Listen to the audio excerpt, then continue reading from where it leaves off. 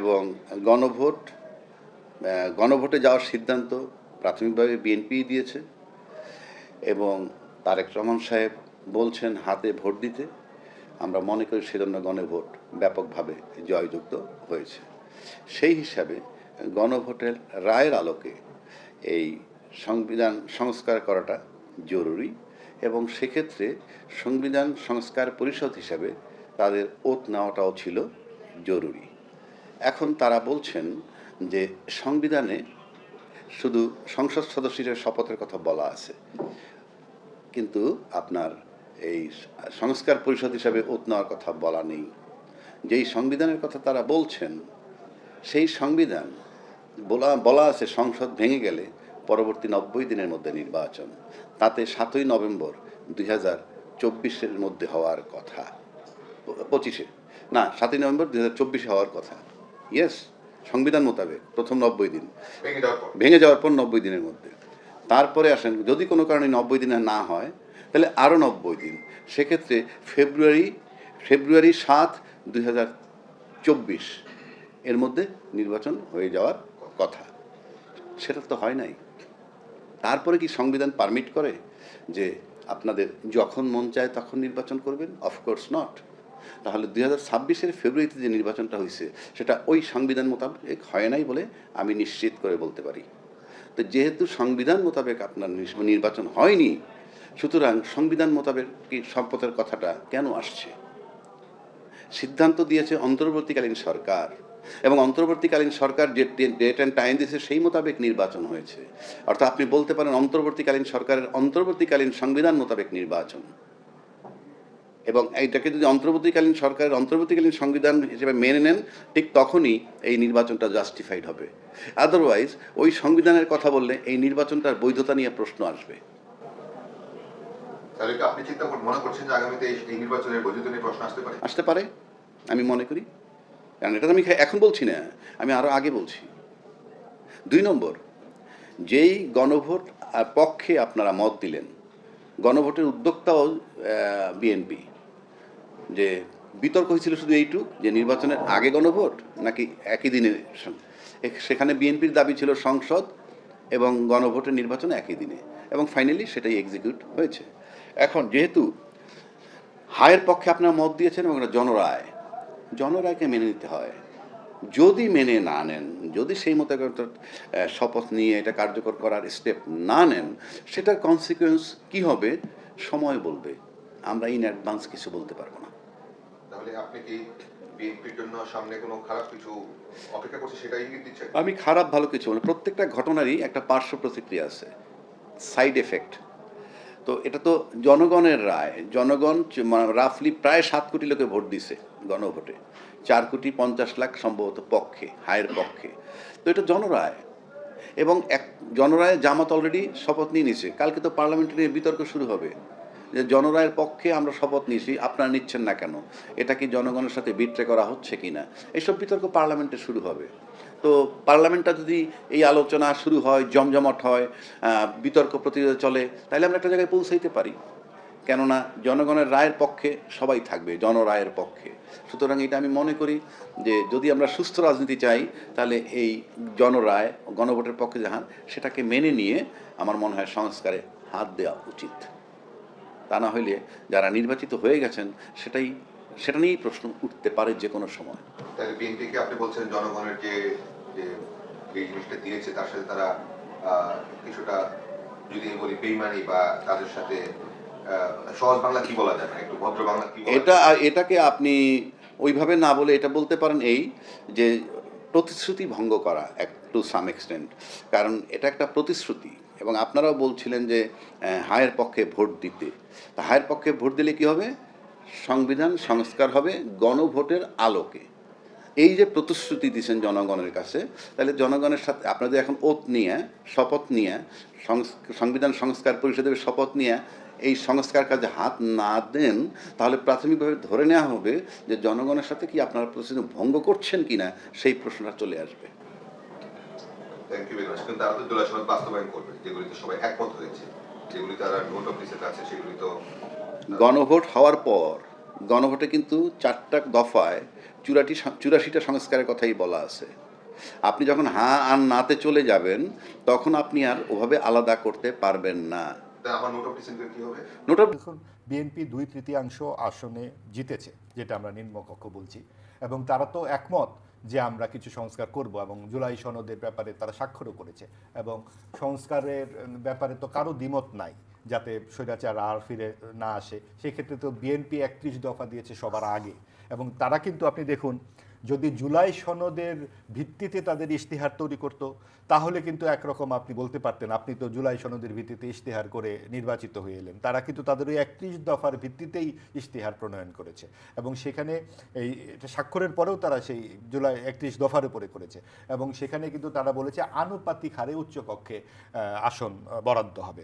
এখন ধরেন তারা 212 সিট পেয়েছে, তারা যে পরিমাণ সিট পাবে উচ্চকক্ষে, আর যদি ভোটের হিসাবে যান, বিএনপি পেয়েছে বিএনপি একটা কথা 49। আমি একটু যুক্ত করে দিই। বিএনপি একটা কথা বলেছিল, জুলাই সনদে তারা যে বিষয়ে স্বাক্ষর করবে বলে জেনেছে, জি। স্বাক্ষরের সময় কিছু পরিবর্তন হ্যাঁ, আনার কথাও বলেছিল। 11টি নোট অফ ডিসেন্ট ছিল, এবং সেটা কিন্তু ওই যে বইটি আছে জুলাই সনদ, আপনি দেখবেন যে বিএনপির 11টি নোট অফ ডিসেন্ট, জামায়াত ইসলামীর নোট অফ ডিসেন্ট, প্রত্যেক দলই কিন্তু কিছু কিছু নোট অফ ডিসেন্ট ছিল। কিন্তু যখন এটা পাশ করবার জন্য দেওয়া হলো, তখন এই নোট অফ ডিসেন্টগুলো কিন্তু বাদ দিয়ে উত্থাপন করা হয়েছে, এবং তখন কিন্তু বলা হয়েছিল যে জাতীয় ঐকমত্য কমিশন প্রতারণা করলো। এটা কিন্তু আলোচনায় ছিল।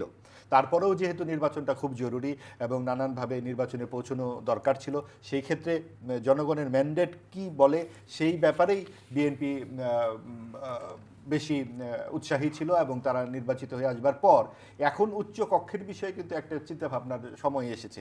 কারণ আপনি দেখুন যে 100টি আসন উচ্চ কক্ষে, এবং সেখানে যদি শুধুমাত্র আনুপাতিক হারে হয়, তাহলে 49% ভোট পেয়ে বিএনপি যে পরিমাণ আসন পাবে, আর 36% ভোট পেয়ে জামাত কিন্তু প্রায় নেক টু নেক চলে যাবে, 13% মাত্র ভোট কম। আবার এদিকে 212 আর 68, তার মানে আপনার পার্থক্যটা দেখুন। এবং সেই ক্ষেত্রে কেন বিএনপি এটা মানবে? এটা স্বাভাবিকভাবেই তো তারা 2/3 আসন পেয়েছে, এবং সেই ক্ষেত্রে এটা বাংলাদেশের স্থিতিশীলতার জন্য এবং আগামী দিনের ভারসাম্যের জন্য, রাজনৈতিক ভারসাম্যের জন্য এটা জরুরি বটে। আসবো আর আপনার এই কাছে। 100 যে আসন, আপনি দেখুন যে 100 উচ্চকক্ষের যদি এমপি তৈরি হয়, তাদের বাড়ি গাড়ি বেতন ভাতা দিয়ে, এইসব তো এখন একটা দরিদ্র রাষ্ট্রের জন্য একটা চাপ বটে। তার চেয়ে সংবিধান যে 70 অনুচ্ছেদ, সেটাকেই যদি শক্তিশালী করা হয়, তাহলেই কিন্তু এমপিরা অনেক বেশি স্বাধীনভাবে মতামত প্রকাশ করতে পারবে। জি, নীলোফার চৌধুরী মনি, মন্ত্রী পরিষদে যে সদস্যরা এসছেন, একজন টেকনোক্রেট মন্ত্রীর নাম আছে ডক্টর খলিলুর রহমান, যিনি অন্তর্বর্তী সরকারের নিরাপত্তা উপদেষ্টার দায়িত্ব পালন করছেন বা করছিলেন। তাকে নিয়ে আলোচনা। তিনি বাংলাদেশের নাগরিক, যুক্তরাষ্ট্রের নাগরিক, বা বিএনপি এক সময় 2 জন ছাত্র উপদেষ্টা এবং নিরাপত্তা উপদেষ্টার পদত্যাগ দাবি করেছিল অন্তর্বর্তী সরকারের সময়। তাকে শেষ মুহূর্তে বিএনপির মন্ত্রিসভায় আনা হলো। সমঝোতাটা কোথায়? আপনি একটা খুব গুরুত্বপূর্ণ পয়েন্ট ধরেছেন। এটা আমরা নিজেরাও লক্ষ্য করেছি। এটা সমঝোতাটা কোথায় এই মুহূর্তে না বলতে পারলেও এটা কোনো গুড সাইন না, এইটুকু বলতে পারি। যে আপাতত রাজনীতি করেন যেহেতু বিএনপি দলীয় সদস্য, তার পক্ষে তো এর বেশি বলা সম্ভব না। তবে আমরা যদি নিরপেক্ষভাবে বিশ্লেষণ করতে চাই, এটা তো নানান প্রশ্নেরই উদ্রেক করে আসলে, যে এই বিএনপি কয়েক মাস আগে তার পদত্যাগ চাইলো, সেই বিএনপি দায়িত্বে এসে তাকে একটা গুরুত্বপূর্ণ মন্ত্রণালয়ের দায়িত্ব দিলেন। তো আগামী দিনের কার্যক্রম দেখে আমরা বুঝতে পারবো এটি কেন। জি, নীলোফার চৌধুরী মনি, এই প্রশ্নে আপনার কাছে আর না যাই।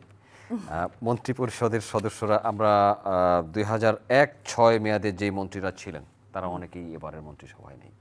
নতুন নতুন অনেক মন্ত্রী আসছেন, কেউ কেউ প্রথমবার নির্বাচিত হয়েই প্রতিমন্ত্রী হিসেবে শপথ নিয়েছেন। কেমন দেখছেন ওনাদের পথ চলা কেমন হবে? আমরা আশা করছি যে ভালো কিছু হবে, তবে অভিজ্ঞতার অভাবটা থাকবে, এটা শিখে যাবে। যুগটা তো আসলে বিজ্ঞানের যুগ। আপনার এখানে শিক্ষাটা কোনো ম্যাটার করে না। এখানে কাজ করার মতো মানসিক অবস্থা থাকলে, জনগণের সঙ্গে যদি মিশতে পারে, জনগণের মনের কথাটা বুঝতে পারে, জনগণের পালসে হাত দিতে পারে, তাহলেই ভালো কিছু হবে। ধন্যবাদ আপনাকে। মাহবুব আজিজ, জি। কেমন দেখছেন? এর মধ্যে অভিজ্ঞ অনেকজন আছেন। জি, নিশ্চয়ই নিশ্চয়ই। এবং যেটা দেখুন যে গত 17 বছরের যে নির্যাতন, হামলা মামলা এগুলো তো বিএনপির উপরে বেশি হয়েছে। বিশেষ করে আপনি সেই 14 নির্বাচনের আগে থেকে 14, 18, 24 তিনটা পাতানো নির্বাচন হলো এবং এগুলো বারবার বিএনপি নেতৃবৃন্দকে জেলে যেতে হয়েছে। তো সব কিছু মিলিয়ে তাদের যে সংগ্রাম আন্দোলন, তাদের চেয়ারম্যান 17 বছর দেশেই আসতে পারেননি, সব কিছু মিলিয়ে এই যে এক ধরনের নির্যাতন সেইটাই তাদেরকে অভিজ্ঞ করে তুলবে বলে আমরা মনে করি। এবং এই কমিটমেন্টে, এই নির্যাতন যদি কমিটমেন্টে পরিণত হয় এবং যা করেছে আওয়ামী লীগ সেই দুরাচার যদি বিএনপি না করে তাহলেই কিন্তু দেশের মানুষের প্রাপ্তি হবে আসলে। এবং সেই জায়গায় নিশ্চয়ই বিএনপি ভুলগুলো করবে না। জনগণের মন্ত্রীরা জনগণের সাথে প্রতারণা করলে কি হয় সেটা তো 24শে আগস্ট আমাদের বুঝিয়ে দিয়েছে পরিষ্কারভাবে। আমরা এখানে কিন্তু কয়েকজন মন্ত্রী, বিশেষ করে মির্জা ফখরুল ইসলাম আলমগীর, আমির খসরু মাহমুদ চৌধুরী, তারপরে আপনার স্বরাষ্ট্রমন্ত্রী হিসেবে যিনি সালাউদ্দিন আহমেদ, ইকবাল হাসান মাহমুদ, এমনকি আইনমন্ত্রী যাকে পেলাম আসাদুজ্জামান, উনি অভিজ্ঞ আইনবিদ। সব কিছু মিলিয়ে অভিজ্ঞতা তো রয়েছে, অভিজ্ঞতা যেমন রয়েছে তারুণ্য রয়েছে এবং যারা অনেক দিন ধরেই কাজ করছেন, অন্তত গত 30-35 বছর ধরে প্রশাসনে বিভিন্ন পর্যায়ে তারা কাজ করেছেন, মন্ত্রণালয়ের অভিজ্ঞতা আছে। এবং সবচেয়ে বড় কথা হচ্ছে এই যে বিভিন্ন অভিজ্ঞতার মধ্যে দিয়ে যাওয়া, বিশেষ করে আওয়ামী লীগের মতো একটা বড় রাজনৈতিক দলের মোকাবেলা করে রাজপথে বছরের পর বছর সেগুলা সহ্য করা এবং সেগুলা মোকাবেলা করবার অভিজ্ঞতা, এটা কিন্তু কম না, অনেক বড় অভিজ্ঞতা। এবং এত বড় একটা দল, তাদের 50 লক্ষ নেতাকর্মীর নামে তো মামলাই ছিল, তারা ভোটই পেয়েছে আপনি দেখুন 49% ভোট। যদি আমরা ভোট কাস্ট ধরি 7 কোটি প্লাস, তার মধ্যে 50 ভাগের বেশি, অর্থাৎ 3.5 কোটির বেশি মানুষের জনসমর্থন নিয়ে একটি দল ক্ষমতায় এসেছে, দায়িত্বে এসেছে, নিশ্চয়ই আমরা তাদের কাছে শুভ প্রত্যাশাই করব। নিরূপর চৌধুরী মনি, তারেক রহমান তিনি 17 বছর লন্ডনে ছিলেন, বাংলাদেশে এসেছেন। বেগম খালেদা জিয়া তার মা, বিএনপি চেয়ারপারসন, তিনি মরহুমা হয়েছেন। তারপরে তিনি দলের দায়িত্ব নিয়েছেন, দলের দায়িত্ব নিয়েই একটা নির্বাচনের দায়িত্ব পালন করতেছেন। নির্বাচনে নিজে জিতেছেন, দলকে জিতিয়েছেন, আজ সংসদ নেতা হয়েছেন, প্রধানমন্ত্রী হিসেবে শপথ নিয়েছেন। প্রথমবার এমপি, প্রথমবার মন্ত্রী, প্রথমবার প্রধানমন্ত্রী। দেখেন, উনি প্রথমবার এমপি মন্ত্রী হলেও উনি ওনার মায়ের সাথে ছিলেন এবং অনেক বছর রাজনীতির সাথে জড়িত এবং নীতি নির্ধারক মহলের একজন। উনি নেপথ্যে দলীয় অনেক কাজ করতেন এবং ভাইটাল কাজ করতেন, যে কারণে আমরা মনে করি যে উনি এবং ওনার উপদেষ্টা মণ্ডলীর সদস্যরা মিলে ওনাকে নিশ্চয়ই যে গাইডটা দিবেন জাতীয় আন্তর্জাতিকভাবে, উনি সারভাইভ করতে পারবেন খুব ভালোভাবে। কারণ উনি পুরখা, আপনি নিজে বলেছেন 17 বছর দেশের বাইরে ছিলেন। এই যে দেশের বাইরে থেকে দেশটাকে ফিল করা, দেশটাকে অনুধাবন করা, দেশের জন্য কাজ করা, দেশের একটা শ্রেণীর অত্যাচারে নিষ্পেষিত হয়ে সমগ্র দেশের কথা বিবেচনা করা, এখান থেকে কিন্তু দেশপ্রেম থেকেই মানুষের কাজ করার স্পিড বাড়ে বা স্পৃহা জাগে। সেই জিনিসটা তার মধ্যে মানে 100-তে 100 আছে, আমি এটাই বলতে চাচ্ছি।